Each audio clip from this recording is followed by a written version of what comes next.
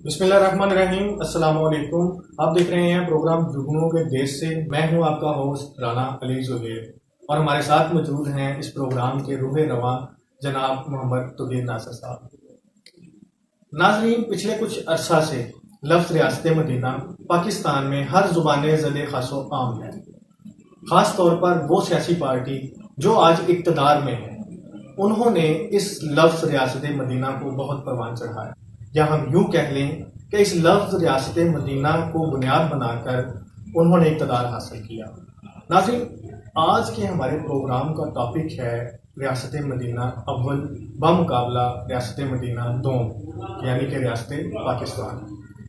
جی توقیر ناصر صاحب، آج سے 1400 سال پہلے اللہ کے آخری نبی حضرت محمد صلی اللہ علیہ وآلہ وسلم اس دنیا میں تشریف لائے. جب وہ تشریف لائے تو ہر وقت ہر طرف جہالت کا دور دورہ تھا. حقوق کسی کو نہیں ملتے تھے، عورت کو زندہ درگور کر دیا جاتا ہے پیدا ہوتی ہے. لیکن ان کے آنا تھا کہ انہوں نے ایک مکمل ضابطۂ حیات دنیا کو دے دیا، بالکل، جسے ہم ریاست مدینہ کا نام دیا جاتا ہے. اب آپ سے ہم یہ جاننا چاہتے ہیں کہ وہ ریاست مدینہ جس کا انہوں نے تصور دیا، جس کو انہوں نے قائم کیا، اس کی بنیاد کیا ہے، نمبر 1. نمبر 2، اس کو کامیاب کیسے بنایا؟ جی بالکل، بہت آپ کا اچھا سوال ہے، اور میں اپنی آپ اس کو کہہ لیں کہ ذاتی طور پہ بھی اس سوال کا جو جواب ہے وہ دینا بہت پسند کروں گا. بیسیکلی ریاست مدینہ کی جو بنیاد ہے اس کے 4 ستون ہیں، اور یہ 4 ستون جو ہیں یہ 4 پرسنالٹیز ہیں جن کو ہم خلفائے راشدین کے نام سے جانتے ہیں. ٹھیک ہے، ہمارے جو پہلے خلیفہ جن کا نام حضرت ابوبکر صدیق رضی اللہ تعالیٰ عنہ ہے، یہ جو 4 خلفائے راشدین ہیں، ٹھیک ہے، یہ ان کے الگ الگ ڈپارٹمنٹس ہیں. ٹھیک ہے، ہم یہ کہہ لیں کہ ہر خلیفہ جو ہے، ٹھیک ہے، وہ ایک آپ یہ کہہ لیں کہ ایک ستون ہے. ٹھیک ہے، تو اس کا ایک پراپر فنکشن ہے ہر خلیفہ. جیسا کہ حضرت ابوبکر ایک خاص قسم کی صفت ان میں پائی بالکل ایک خاص قسم کی صفت پائی جاتی ہے. جیسا کہ حضرت ابوبکر صدیق کا اگر ہم ذکر کرتے ہیں رضی اللہ تعالیٰ عنہ، تو ان کی جو صفت ہے وہ ہے فکر. ٹھیک ہے، دور اندیشی، دور کی سوچ.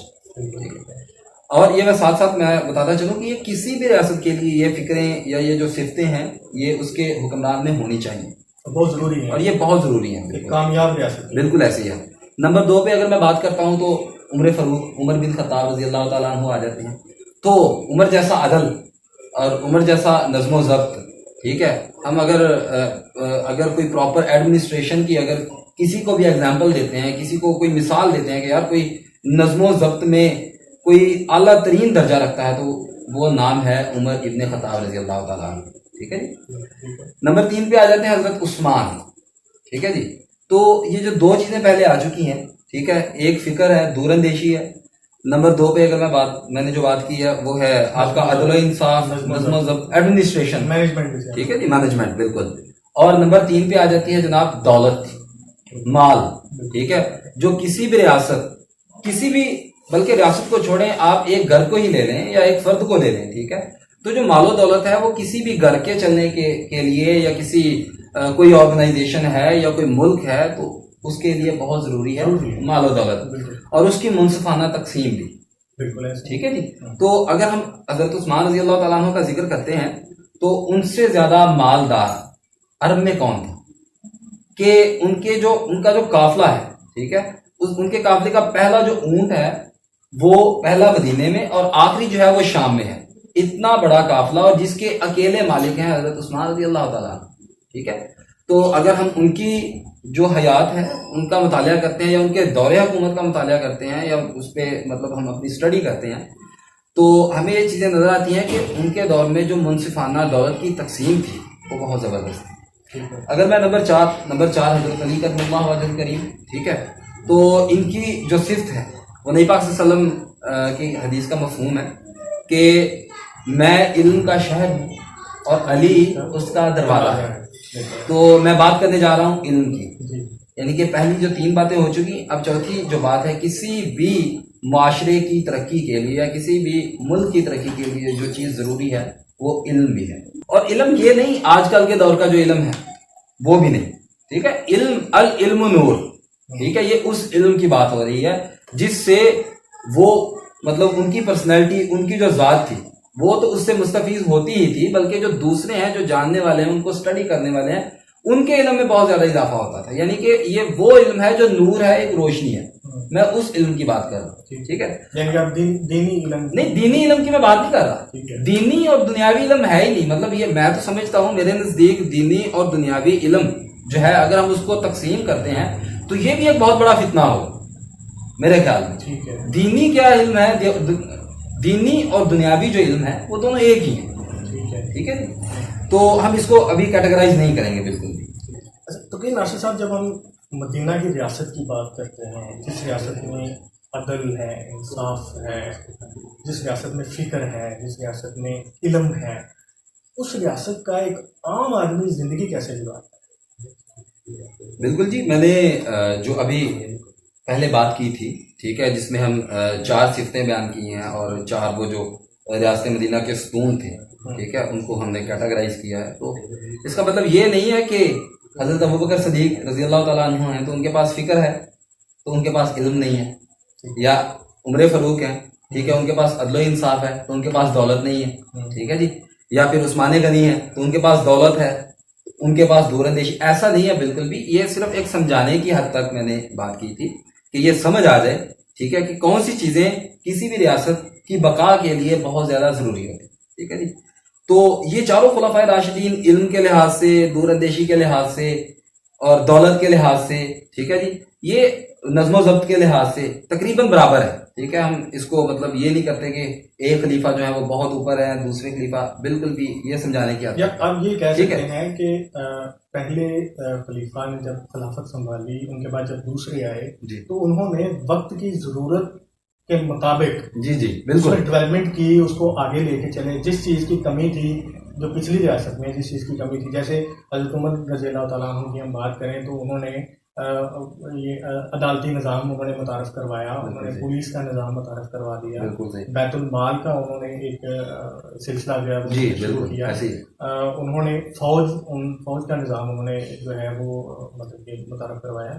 تو اب ہم مطلب کہ یہ بات کرتے ہیں کہ عام آدمی جب ان کو یہ ساری چیزیں وہاں پہ مہیا ہوں گی تو پھر ایک حکمران بھی اتنا عدل و انصاف کرنے والا، نظم و ضبط کو مینٹین کرنے والا جب وہاں پہ موجود ہے تو پھر ان کی زندگی تو بڑی خوشگوار سی، ایک بڑی اچھی گزر رہی ہوگی نا، جس میں کسی قسم کی کوئی ٹینشن نہیں ہے، کسی قسم کا انہیں یہ شکوہ نہیں ہے کہ ہمارے ساتھ ناانصافی ہو رہی ہے، یا اس ریاست میں کوئی غریب یا کوئی بھوکا جو ہے وہ مر جائے. اس طرح کے حالات جو ہیں وہ تو وہاں پہ نہیں ہوں گے یا نہیں ہے تھے.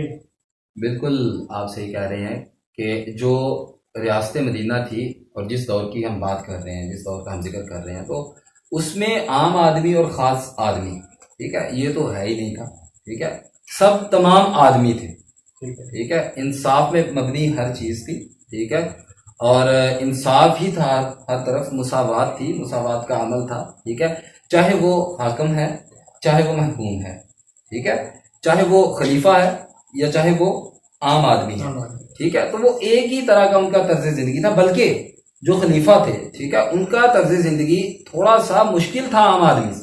حضرت عمر فاروق رضی اللہ تعالیٰ عنہ کے دور کا ایک واقعہ یاد آ رہا ہے کہ ان کی وفات کا جو وقت تھا وہ بالکل نزدیک تھا، ٹھیک ہے، اور اپنی وفات کے وقت کے نزدیک وہ یہ کہہ رہے ہیں کہ باخدا آج اگر حضرت حذیفہ کا غلام زندہ ہوتا تو میں خلافت جو ہے اس کو سونپ دیتا، ٹھیک ہے. مساوات اتنی ہے کہ حضرت حذیفہ رضی اللہ تعالیٰ عنہ کے غلام کو اپنی جو خلافت ہے وہ دے دیتا، ٹھیک ہے. تو یہاں پہ اگر ہم یہ بات کرتے ہیں کہ عام آدمی یا خاص آدمی، تو یہ ایک بات بنتی ہی نہیں ہے.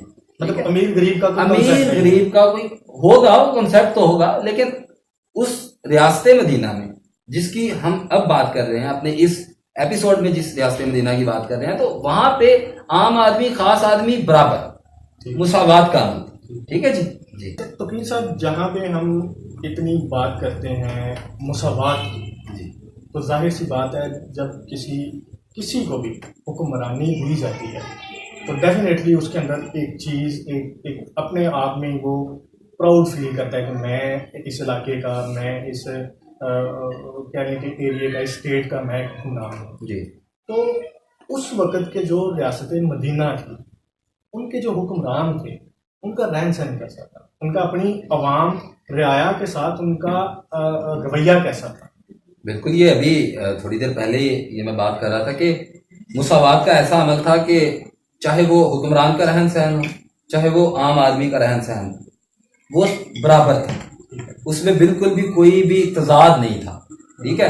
نہ یہ تھا کہ جو خلیفہ ہیں وہ شاہانہ طرز زندگی گزار رہے ہیں اور جو عام لوگ ہیں یا جو فوجی ہے یا فوج میں ہے یا پولیس میں ہے یا کوئی بھی ہے، ٹھیک ہے، تو ان کے تمام لوگوں کا طرز زندگی برابر تھا. بلکہ آپ کو بھی یاد ہوگا، آپ کو بھی پتا ہوگا کہ جو عمر فاروق رضی اللہ تعالیٰ عنہ تھے، وہ کہیں بھی کوئی بھی درخت ہے، حالانکہ ان کے پاس وہ کتنی ان کی خلافت میں کتنی مملکت ہے اور وہ کتنے رقبے کے خلیفہ ہیں، وہ 1 کروڑ تقریباً 1 کروڑ مربع کلومیٹر رقبے پہ ان کی حکومت ہے.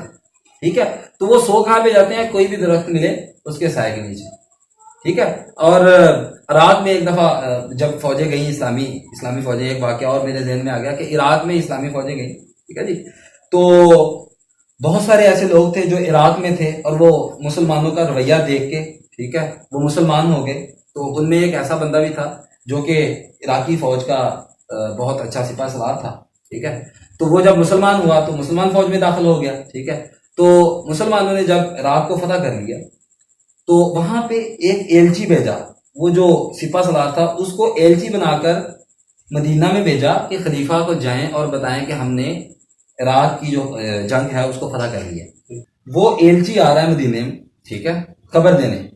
تو مدینے کے باہر ایک بندہ عام سے کپڑے اس نے پہنے ہوئے ہیں، ٹھیک ہے، اور وہ ٹیلے پہ بیٹھا ہے اور کوئی نقشے بنا رہا ہے.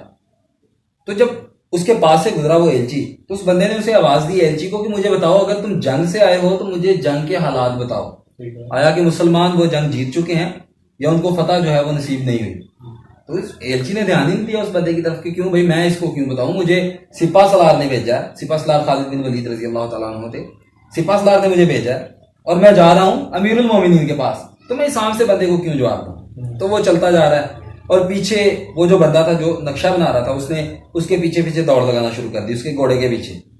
تو جب وہ مدینہ میں پہنچے، مسجد نبوی کے پاس پہنچے، تو لوگ جو ہیں وہ اٹھ کے کھڑے جو ہے وہ ہونا شروع ہو گئے. تو اس ایلچی نے دیکھا کہ یار میرا بڑا استقبال ہو رہا ہے.